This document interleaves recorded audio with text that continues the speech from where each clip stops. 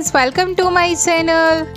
આજે હું શેર કરીશ ગુનોનો ભંડાર એટલે કે સુખડીની રેસીપી, જે એકદમ સોફ્ટ બનશે અને ટેસ્ટી બનશે. તમે આને એક વખત બનાવી લીધી તો 1 મહિનો ખાઈ શકાય તેવી સુખડી બનીને રેડી થઈ જશે. આમાં હું તમને જણાવીશ કે કેવી રીતે સુખડી સોફ્ટ કરવાની છે. એક સિક્રેટ ઇન્ગ્રેડિયન્ટ યુઝ કરવાનું છે જે હું તમને આ વિડીયોમાં જણાવીશ, અને કેવી રીતે સુખડીને આપણે સ્ટોર કરીશું ફૂલ મંથ માટે એ બી હું તમને આ વિડીયોમાં જણાવીશ. જો તમને મારી આ રેસીપી ગમે તો મારી ચેનલને સબસ્ક્રાઈબ કરજો, બાજુમાં આપેલા બેલ બટનને પ્રેસ કરજો કે જેથી મારી ચેનલ પર આવનારી નવી રેસીપીની નોટિફિકેશન તમારા સુધી પહોંચી શકે. તો ચાલો આપણે રેસીપીની શરૂઆત કરીએ.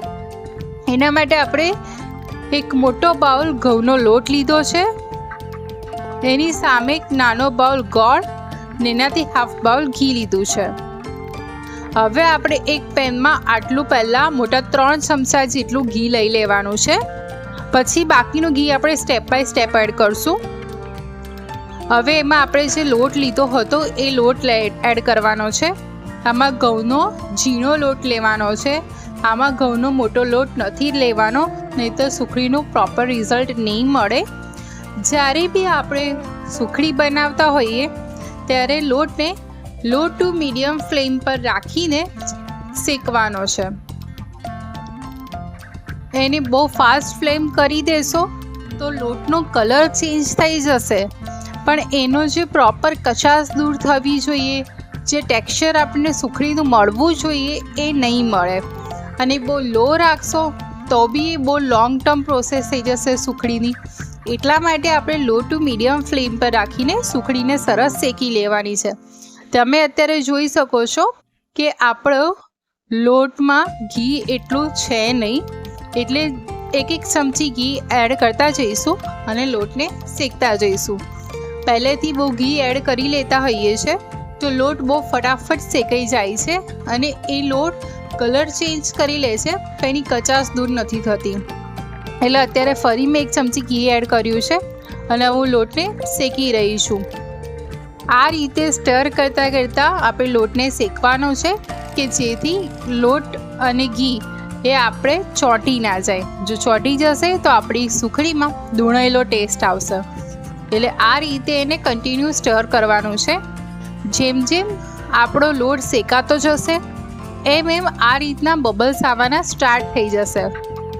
તમે નોટિસ કર્યું હોય સુખડી બનાવતી વખતે કે જ્યારે આપણે સ્ટાર્ટિંગમાં લોટ શેકતા હોઈએ છીએ ત્યારે લોટ હલાવવો બી અઘરો પડતો હોય છે, પણ જેમ જેમ લોટ શેકાતો જાય છે એમ લોટ હલકો થતો જાય છે. તમે ઇઝી એને મૂવ કરી શકો એવો લોટ રેડી થઈ જાય છે.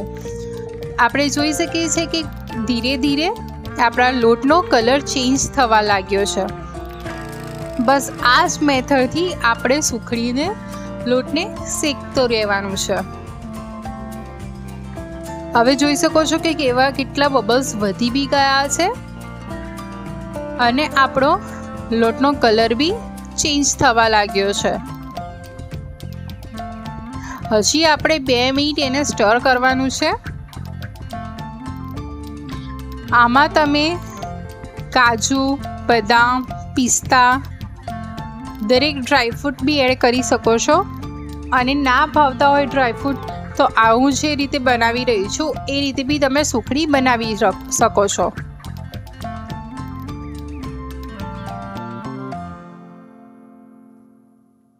આપણે જોઈ શકીએ છીએ કે હવે આપણે લોટનો કલર ચેન્જ થઈ ગયો છે. આ રીતનો લોટનો કલર આવવો જોઈએ શેકાઈ ગયા બાદ. હવે આપણું સિક્રેટ ઇન્ગ્રેડિયન્ટ એટલે કે દૂધના 2 ટીપા એડ કરીશું. આ દૂધના 2 ટીપા આપણી સુખડીને એકદમ માવાદાર અને સોફ્ટ બનાવીને રેડી કરી લેશે. જો આમાં દૂધ વધારે પડી જશે ને તો સુખડી એકદમ સોફ્ટ થઈ જશે કે એના પીસ જ નહીં પડે. એટલે આ વાતનું ધ્યાન રાખવાનું છે કે એક બાઉલ લોટમાં તમે 2 કે 3 જ ટીપા દૂધ એડ કરવાનું છે.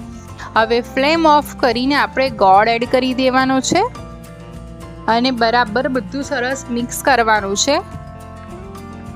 તમે જોઈ શકો છો કે જેમ જેમ ગોળ અને લોટ મિક્સ થતો જશે એમ એનું થીક મિશ્રણ થતું જશે.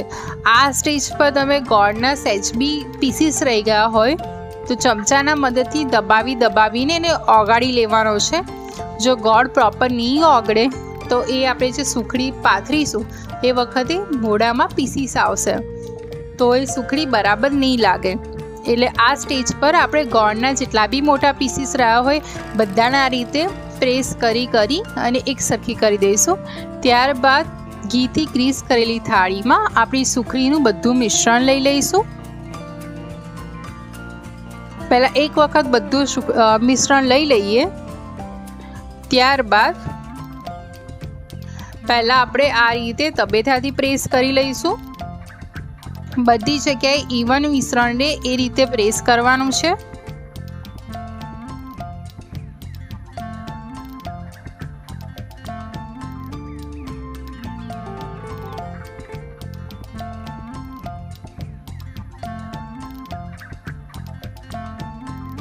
હવે આપણે આ રીતે ફ્લેટ સરફેસવાળી વાડકીની મદદથી બરાબર વજન આપીને પ્રેસ કરીશું કે જેથી સુખડી આપણી બધી પ્રોપર સેટ થઈ જાય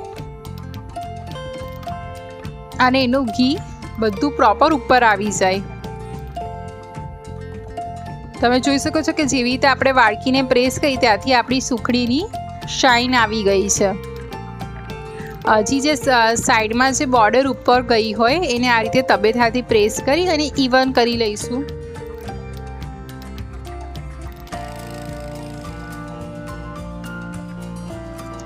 હવે આપણે આ સુખડીને 20 મિનિટ રેસ્ટ આપીશું અને એની ઉપર ખસખસ ભભરાવી 20 મિનિટ બાદ એને આ રીતે સ્ક્વેર પીસમાં કટ કરી લઈશું અને ત્યારબાદ તબેથાથી ઉખાડી અને આ સુખડીને રેડી કરી લઈશું. આ સુખડીને સ્ટોર કરવી હોય તો તમે એરટાઇટ કન્ટેનરમાં મહિના સુધી તમે સ્ટોર કરી શકો છો. એને ફ્રીજમાં નથી મૂકવાની. આપણે આ સુખડીને રૂમ ટેમ્પરેચરમાં સ્ટોર કરી શકો છો. તો છે ને એકદમ સોફ્ટ અને ટેસ્ટી કે મોઢામાં મૂકતા જ ક્યાંય ઓગળી જાય એવી સુખડી રેડી થઈ ગઈ છે. તો તમારા ઘરે સુખડી કેવી રીતે બનાવે છે મને કોમેન્ટમાં જણાવજો. આવી બીજી રેસીપી સાથે ફરી મળીશ. આવજો. જય શ્રી કૃષ્ણ.